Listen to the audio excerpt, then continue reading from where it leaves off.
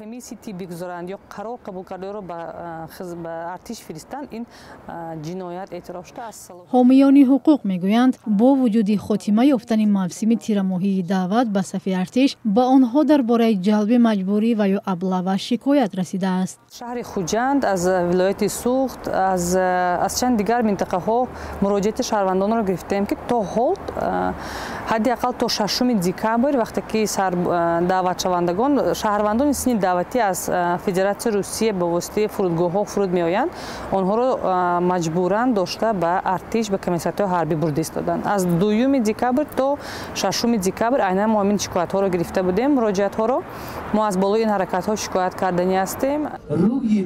бар асоси фармони раиси ҷумҳур мавсими тирамоҳии даъват ба сафи нерӯҳои мусаллаҳ моҳи октябр оғоз ёфт ва бояд рӯзи 30 ноябр ба анҷом мерасид, вале Дилбар Самадова мегӯяд мақомоти комиссариатҳои ҳарбӣ бархилофи ин фармону қонун худсарӣ мекунанд. дар ҳақиқат бо баҳона аз ҳамин меъёр аз моддаи 28 қонун мақомотҳои баъзе аз кормандони мақомотҳои комиссариатҳои ҳарбӣ аз ҳадди ваколатҳои худ баромада бо мақсадҳои иҷроиши нақша ё бо мақсадҳои коррупсионӣ аз сӯи истифода карда истоданд ва бояд ки ба ин роҳ надод.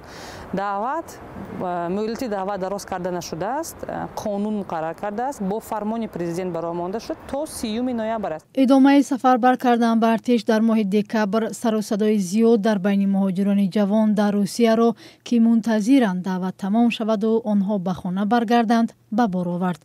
эълони нави вазорати дифоъ дар бораи даъвати ҷавонон ба комиссарияти низомӣ ҳаёҳуро зиёдтар кард. дар қонуни қаблӣ ҳамин чиз то дар мавсими даъват, яъне як моҳ қабл ёки 20 рӯз қабл аз даъватнома тақсим карда мешуданд.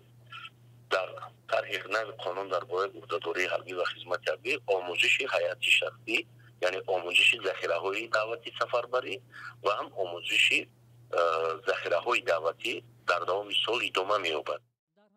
вале ба гуфтаи вазорат агар ба ҷавони моҳи январ даъватнома ба комиссарияти низомӣ расид, ӯро ҳамон моҳ ба артиш намефиристанд ва фақат барои сол ва ё солҳои оянда сабти ном мекунанд, ваъдае ки на ҳама ба он бовар доранд.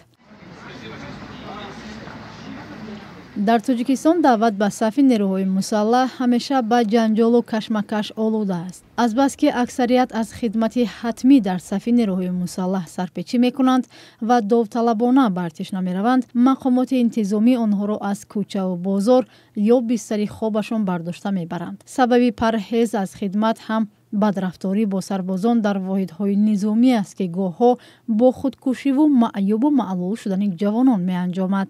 аз соли 2015 то соли 2019 дар Тоҷикистон 10 сарбоз дар сафи нерӯҳои мусаллаҳ ба ҳалокат расиданд.